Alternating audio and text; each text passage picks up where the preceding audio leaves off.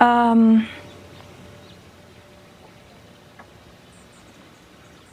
I'm just trying to decide if I'm comfortable even talking about that.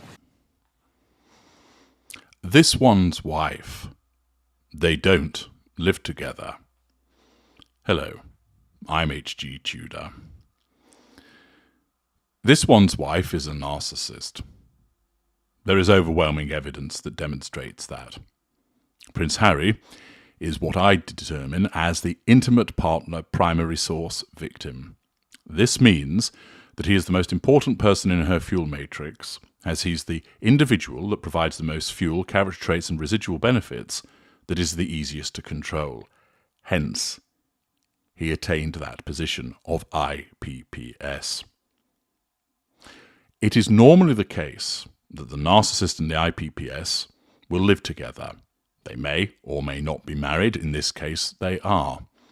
Marriage is used for the purposes of asserting control over that victim by binding them, and also is utilized for facade management, the idea being that marriage shows a stability, a decency, which then can be triangulated with the rest of the world.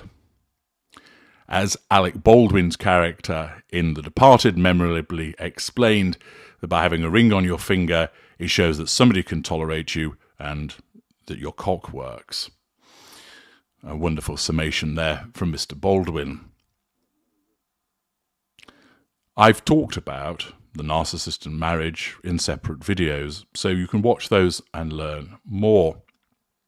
But it is usually the case that the intimate partner primary source will live with the narcissist because that enables the narcissist to keep controlling that person and to draw fuel from them. There will be some instances where an IPPS and a narcissist do not live together and they're still the IPPS. They spend a lot of time with one another, go places together, stay at one another's houses, but don't formally live together. But you can still have that position of IPPS. There might be instances, of course, where separation takes place. This could be where the victim has escaped, or it could be where the narcissist has disengaged the victim. What about the circumstances of would a narcissist no longer live with the intimate partner primary source, but still have a meaningful interaction with them? Well, of course, there could be instances where the victim or the narcissist have to be away as a consequence of work. But I'm not including that as a potential example. Would there be instances where a narcissist would have a situation whereby the narcissist and the IPPS don't live together, but to the outside world create the image of them still being together? This could happen. The separation might be because the victim seeks to escape, but has been persuaded, as a consequence of potential threats, etc., that an outward image needs to be preserved, perhaps for the sake of the children, and therefore goes along with the idea of appearing to stay together even though they live separately.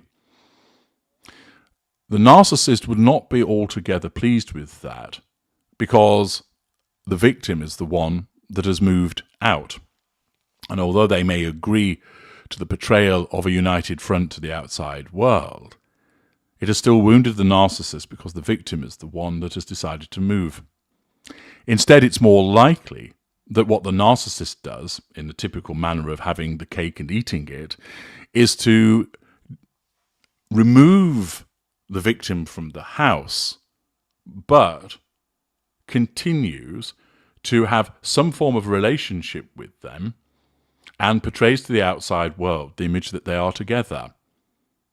This way, the narcissist in effect has the best of both worlds. The potential threats to control that the IPPS may have been manifesting during devaluation are quashed by not having them around as much. The narcissist may not have any difficulties with fuel because they still have some interactions with the IPPS, but rely more upon non-intimate secondary sources, tertiary sources. Possibly they've been cultivating an intimate partner secondary source. And the IPPS no longer being around allows that cultivation greater opportunity. It means the facade is maintained to the outside world of being a good parent, or perhaps also preserving a brand, because the continued existence of that brand is important as a residual benefit to the narcissist. The victim, however, is in limbo. Whilst they're not physically with the narcissist as much as they once were, and thus it follows they'll be less subjected to the abuses, they're far from free. They don't live together, but they still do things together, and they're not able to move on. It certainly is something that a narcissist may well conjure up as part of that never truly letting go of anybody. As you know from my other works, the narcissist disengages from you for a variety of reasons, and then invariably will focus upon somebody else. And whilst that narcissist is preoccupied with the new victim, unless you get in the face of the narcissist, you'll be largely left alone as the former intimate partner primary source.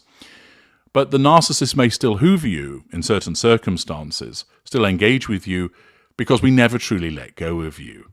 Even where we disengage, we have that inalienable right to come back as and when we choose, because, subconsciously, we see you as belonging to us. It's similar with this one's wife and Harry, that she, for instance, may well, in the fullness of time, disengage from him, but he still belongs to her, meaning, at an appropriate time, she may well hoover him, possibly benignly, possibly malignly, dependent upon circumstances. Accordingly, a scenario whereby this one's wife and Harry no longer live together, but pretend that they are united vis-à-vis the outside world, is entirely conceivable.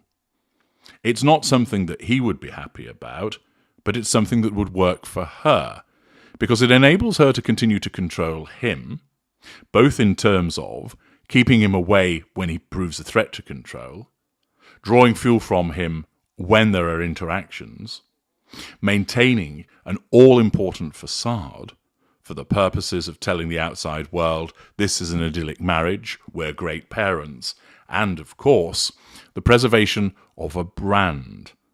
Now, whilst we all know that brand Sussex is dog dirt, the fact is that this one's wife's narcissism recognises that the only reason that people know about her is as a consequence of her connection to Prince Harry, despite its attempts to turn her into something else, a celebrity standing on her own 2 feet. That has wholly failed. And therefore, at least until such time as she's able to ensnare somebody else, she needs Prince Harry. She doesn't want to be with him because she sees him as a failure, but she continues to need to trade on the connection, and thus the callous, guilt-free, conscience-free narcissist will by one turn push him away, but then also keep him on a leash for those residual benefits. Thus, it is entirely conceivable that they present a united front to the world whilst not actually living together. And this is something that has been reinforced by the suggestion of Me Again NYC posting on the subreddit Saint This One's Wife. As you know, they use her whole name. I don't. Me Again NYC has posted some information that has been produced by somebody called Benjamin Smallbrook, who has been writing on Quora. This is what Mr. Smallbrook has written about the state of play between the Sussexes. When I overheard someone on the next table saying they are taking time apart to reevaluate their marriage, of course I listened carefully. They were discussing this one's wife and her pitiful husband.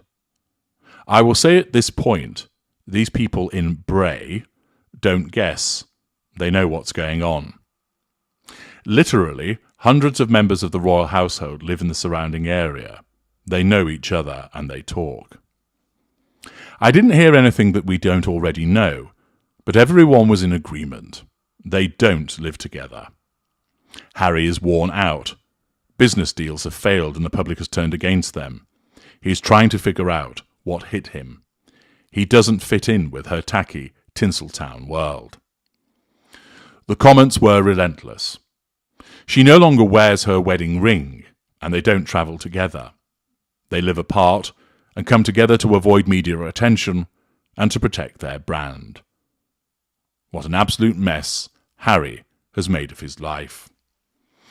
Now, the issue of the mess that Harry has made of his life is something for a separate video.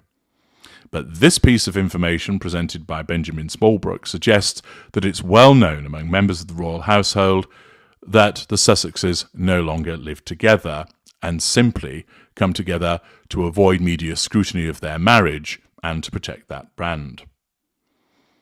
Why would Harry do this? Well, he's still enthralled to his wife, and on the one hand, he recognises the unpleasant behaviours that she subjects him to as a consequence of the sustained devaluation and would want to be away from that. But he also faces that confusion of still loving her and still wanting to be together and to protect the family unit. And of course, he would buy into trying to avoid media scrutiny because of his hatred for the media. He may be less concerned about the brand, but would go along with it because he thinks that there's a possibility that they would get back together again. Time and time again, I have dealt with victims who've come to me seeking clarification where they recognise that they're being abused, but they still want to be with the narcissist. It's a consequence of the addiction and the emotional thinking. Thus, whilst he won't like it, it is something that Harry would well go along with. As for this one's wife, as I explained previously, this will be at her orchestration. Harry is nearing disengagement. He's in the sustained devaluation, and basically causing a separation is part of the devaluation of him. Shunting him elsewhere, giving her more time to do what she wants, more time to try and build up her separate brand, more time to cultivate, seeking out a new intimate partner, and thus it serves her purposes. She doesn't care about him, he's simply an appliance. In a way, it's like having a washing machine that you find offensive to look at, so you've gone and put it in the outhouse, but you still use it from time to time pending the arrival of a new one. That is the way that Harry is being treated. Furthermore, media scrutiny equates to a threat to control, and therefore her narcissism is entirely going to look to prevent that from happening by maintaining this outward image of we're together and we're happy. Similarly, as I explained earlier, she's nothing without Harry, and until such time she can either, 1, create her own brand and be a celebrity in her own right, which actually will never happen, or 2, which is more likely, find someone else, she's going to hold on to him. So she finds herself in this paradoxical state of not wanting him, but needing him. And thus they've separated, but she doesn't fully let go of him, for the reasons that have been explained. I leave it for you to determine whether you believe that they don't live together, but in terms of something that could happen within the narcissistic dynamic, it's certainly entirely conceivable. I'm H.G. Tudor. Thank you for listening.